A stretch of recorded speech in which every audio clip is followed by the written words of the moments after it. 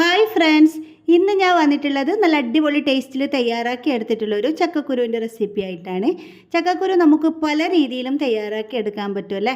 അതുപോലെ നല്ല അടിപൊളി ടേസ്റ്റിൽ നമുക്ക് ചോറിൻ്റെ കൂടെയും വൈകുന്നേരം കട്ടൻ ചായയുടെ കൂടെയെല്ലാം കഴിക്കാൻ പറ്റിയ നല്ലൊരു റെസിപ്പിയാണ് ഇത്. ഇതെങ്ങനെയാണ് തയ്യാറാക്കി എടുക്കുന്നതെന്ന് നമുക്ക് ഞാൻ ഇതിവിടെ കുറച്ച് ചക്കക്കുരു എടുത്തിട്ടുണ്ട്. ഇത് കുറച്ച് പഴകിയ കുരു കേട്ടോ, അതുകൊണ്ടാണ് ഇതിൻ്റെ കളറൊക്കെ ഇങ്ങനെ. ഇനി ഇതിൻ്റെ മുകൾ ഭാഗത്തുള്ള തൊലിയെല്ലാം ഒന്ന് കളഞ്ഞെടുത്തതിന് ശേഷം ചെറുതായിട്ട് നമുക്കൊന്ന് കട്ട് ചെയ്തെടുക്കാം. അപ്പം ഞാൻ ഇതവിടെ ചക്കക്കുരു മുകൾ ഭാഗത്തുള്ള ഒരു തൊലിയെല്ലാം കളഞ്ഞെടുത്തതിന് ശേഷം ഇതുപോലെ നീളത്തിലൊന്ന് കട്ട് ചെയ്ത് എടുത്തിട്ടുണ്ട്. നിങ്ങൾക്ക് നിങ്ങളുടെ താല്പര്യത്തിനനുസരിച്ചിട്ട് എങ്ങനെയാണോ വേണ്ടതെന്ന് വെച്ചാൽ അങ്ങനെ കട്ട് ചെയ്തെടുക്കുക കേട്ടോ. ഇനി നമുക്കിത് ആദ്യം തന്നെ ഒന്ന് വേവിച്ചെടുക്കണം. അപ്പോൾ ഇതിലേക്കൊരു അര ടീസ്പൂൺ മഞ്ഞൾപ്പൊടി ചേർത്ത് കൊടുക്കാം.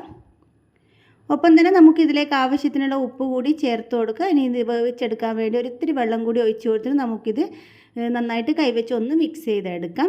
ഒരുപാട് വെള്ളം വേണ്ട കേട്ടോ, കുറച്ച് വെള്ളം ഒഴിച്ച് കൊടുത്താൽ മതി, ഒരുപാട് വേവൊന്നുമില്ല. അങ്ങനെ ഞാൻ ഇത് ഇവിടെ കൈവച്ച് നല്ലതുപോലെ ഒന്ന് മിക്സ് ചെയ്ത് കൊടുത്തിട്ടുണ്ട്. ഇനി നമുക്കിത് സ്റ്റൗവിലേക്ക് വെച്ച് ഫ്ലെയിം ഓൺ ചെയ്ത് കൊടുക്കുക. എന്നിട്ട് ഇത് മൂടി വെച്ചിട്ടൊന്ന് വേവിച്ചെടുക്കണം. മീഡിയം ഫ്ലെയിമിലിട്ടിട്ട് വേവിച്ചെടുത്താൽ മതി, അതല്ലെങ്കിൽ ചക്കക്കുരു വേവാതെ വെള്ളമെല്ലാം അങ്ങ് വറ്റിപ്പോകും കേട്ടോ. അങ്ങനെ ഇതാ നമ്മുടെ ചക്കക്കുരു ഇതവിടെ നല്ല പാകത്തിന് വെന്ത് വന്നിട്ടുണ്ട്. നമുക്ക് കൈകൊണ്ട് തൊട്ട് നോക്കുമ്പോൾ തന്നെ മനസ്സിലാവും, ഒരുപാടങ്ങ് വെന്ത് ഉടഞ്ഞിട്ടൊന്നുമില്ല. അപ്പോൾ ഇതിൽ കുറച്ച് വെള്ളം കൂടുതലായിട്ടുണ്ട് കേട്ടോ. അത് നമ്മളൊന്ന് ഹൈ ഫ്ലെയിമിലിട്ട് ഒരു 2 മിനിറ്റ് ഒന്ന് തിളപ്പിക്കുമ്പോൾ ആ ഒന്ന് വെള്ളം അങ്ങ് വറ്റി കിട്ടും. ഇനി നമുക്കിതിലേക്കുള്ള അരപ്പൊന്ന് തയ്യാറാക്കി എടുക്കണം. ഞാൻ ഇതിവിടെ ഒരു മിക്സിയുടെ ചെറിയ ജാറിലേക്ക് ഒരു കൈപ്പിടി നിറയെ തേങ്ങ ചേർത്ത് കൊടുത്തിട്ടുണ്ട്. ഒപ്പം തന്നെ ഞാൻ ഇതിലേക്ക് ഒരു ഉണ്ടമുളക് കൂടി ചേർത്ത് കൊടുക്കുന്നുണ്ട്. നിങ്ങളുടെ എരിവിനനുസരിച്ചിട്ട് നിങ്ങൾക്ക് എത്രത്തോളം എരിവ് വേണമെന്ന് വെച്ചാൽ അതിനനുസരിച്ചുള്ള മുളകോ കാന്താരി മുളകോ നിങ്ങൾക്ക് ഇഷ്ടമുള്ള മുളക് ചേർത്ത് കൊടുക്കുക കേട്ടോ. പിന്നെ ഞാൻ ഇതിലേക്ക് ഒരു 5-6 എന്താ പറയുക വെളുത്തുള്ളില്ലേ, തൊലിയോട് കൂടി തന്നെ ചേർത്ത് കൊടുത്തിട്ടുണ്ട്. ഇനി ഇതിലേക്കൊരു നുള്ള് ചെറിയ ജീരകം കൂടി ചേർത്ത് കൊടുക്കുക. ഒരുപാട് വേണ്ട കേട്ടോ, ഒരു നുള്ള് മതി. ഇനി ഇതിലേക്കൊരു 1/4 ടീസ്പൂൺ മഞ്ഞൾപ്പൊടി കൂടി നമുക്ക് ചേർത്ത് കൊടുക്കാം. ഇനി ഇതെല്ലാം കൂടി ഒന്ന് ചതച്ചെടുത്തിട്ട് വരാം. ഒരുപാട് അരഞ്ഞു പോകരുത്, ഒന്ന് ചെറുതായിട്ടൊന്ന് ഒതുക്കിയെടുക്കാന്നെല്ലാം പറയില്ലേ, ഇതാ ഈ ഒരു പരുവത്തിൽ കേട്ടോ. ഇനി ഇത് നമുക്ക് ചക്കക്കുരുവിലേക്ക് ചേർത്ത് കൊടുക്കുക. അപ്പോൾ ഈ ഒരു സമയത്ത് അതിൻ്റെ ഫ്ലെയിം ഓഫായി പോയിട്ടുണ്ടായിരുന്നു, ഞാനത് ശ്രദ്ധിച്ചിട്ടില്ല, ഗ്യാസ് തീർന്നു പോയതാട്ടോ. അങ്ങനെ ഞാൻ ഇതിനിടയിൽ സിലിണ്ടറിലൊന്ന് മാറ്റി വീണ്ടും ഇതിൻ്റെ ഫ്ലെയിം ഇതവിടെ ഓൺ ചെയ്ത് കൊടുത്തിട്ടുണ്ട്. ഇനി ഇത് നല്ലതുപോലെ തന്നെ നമുക്കൊന്ന് മിക്സ് ചെയ്തെടുക്കാം.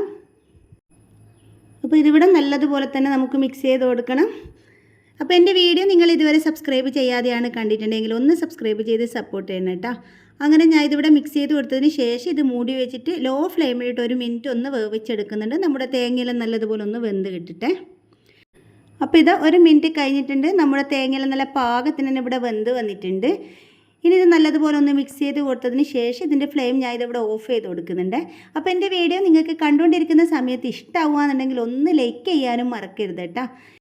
ഇനി നമുക്കിതിലേക്ക് കടുക് താളിച്ച് ഒഴിച്ചു കൊടുക്കാം. ഞാൻ ഇവിടെ വെളിച്ചെണ്ണയിലേക്ക് കടുകും വറ്റൽമുളകും വെളുത്തുള്ളി തൊലിയോട് കൂടി ചതച്ചിട്ടുമാണ് ചേർത്ത് കൊടുക്കുന്നത്. കറിവേപ്പ് ഇവിടെ എടുത്ത് വെച്ചിട്ടുണ്ടായിരുന്നു കേട്ടോ, എന്നോട് ഇട്ട് കൊടുക്കാൻ വിട്ടുപോയതാണ്. അപ്പോൾ നിങ്ങൾ മറന്നു പോകാതെ കറിവേപ്പ് ചേർത്ത് കൊടുക്കണം. അപ്പോൾ കറിവേപ്പ് ചേർത്ത് കൊടുത്തിട്ടില്ല എന്ന് വെച്ചിട്ട് ടേസ്റ്റിന് വല്ല കുറവൊന്നും ഇല്ല കേട്ടോ. നല്ല അടിപൊളി ടേസ്റ്റുള്ളൊരു ചക്കക്കുരു കുഴച്ചതാണ്. നമുക്ക് വൈകുന്നേരം കട്ടൻ ചായയുടെ കൂടെയും അതുപോലെ തന്നെ നല്ല ചൂട് കഞ്ഞിയുടെ കൂടെയും ചോറിൻ്റെ കൂടെയും എല്ലാം കഴിക്കാൻ പറ്റിയ നല്ലൊരു അടിപൊളി ടേസ്റ്റുള്ള ഒരു ചക്കക്കുരു കുഴച്ചതാണ്. അപ്പോൾ വീഡിയോ നിങ്ങൾക്ക് എല്ലാവർക്കും ഇഷ്ടമായിട്ടുണ്ടാവും എന്ന് വിചാരിക്കുന്നു. ഇതുവരെ നിങ്ങൾ ഇതുപോലെ ചക്കക്കുരു തയ്യാറാക്കിയിട്ടില്ലെങ്കിൽ വെറുതെ കളയാതെ നമുക്ക് ഇതുപോലെ പല രീതിയിലും ചക്കക്കുരു തയ്യാറാക്കി എടുക്കാൻ പറ്റും. നമ്മുടെ കുഞ്ഞുങ്ങൾക്കൊക്കെ ഒരുപാട് ഇഷ്ടപ്പെടുന്ന രീതിയിൽ നമ്മൾ വെറൈറ്റി ആയിട്ട് തയ്യാറാക്കി കൊടുത്തു കഴിഞ്ഞാൽ അവർ കഴിക്കാനും മടി കാണിക്കില്ല അല്ലേ. അപ്പോൾ വീഡിയോ നിങ്ങൾക്ക് ഇഷ്ടമായിട്ടുണ്ടെങ്കിൽ എന്നും പറയുന്നത് പോലെ തന്നെ നിങ്ങളുടെ കുക്കിംഗ് ഇഷ്ടപ്പെടുന്ന എല്ലാ ഫ്രണ്ട്സിനും ഫാമിലിക്കൊക്കെ ഒന്ന് ഷെയർ ചെയ്തിട്ട് സപ്പോർട്ട് ചെയ്യണേ. പുതിയൊരു വീഡിയോ ആയിട്ട് നമുക്കിനി വീണ്ടും കാണാം.